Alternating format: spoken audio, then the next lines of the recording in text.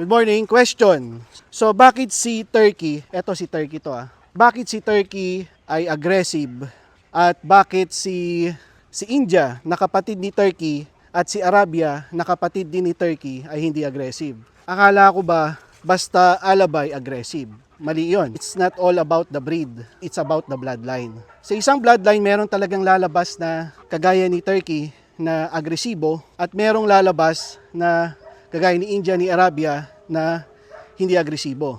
Si Turkey is a high energy dog. Si India ay low energy dog. Ibig sabihin nun, pag low energy yung aso mo, mas madali mo mafulfill yung pangangailangan niya, mas madali siyang mapagod.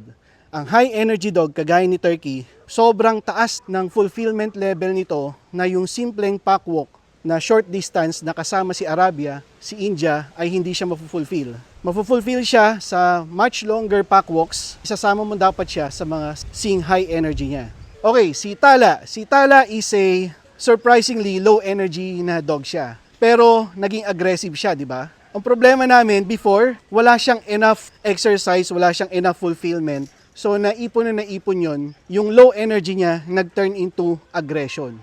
Kaya sabi ko sa inyo, kahit low energy yung aso nyo, and then hindi nyo finulfill yung pangangailangan niya, pwedeng maging boredom yon, yung boredom maging aggression. Pero nung na-fulfill na namin yung pangangailangan ni Tala bilang aso, yan, nakakapaglaro na siya dito, nakakamingle with other dogs, yung aggression niya nawala. So yan na siya, para na lang siyang isang malaking teddy bear. Okay, Turkey? Doon.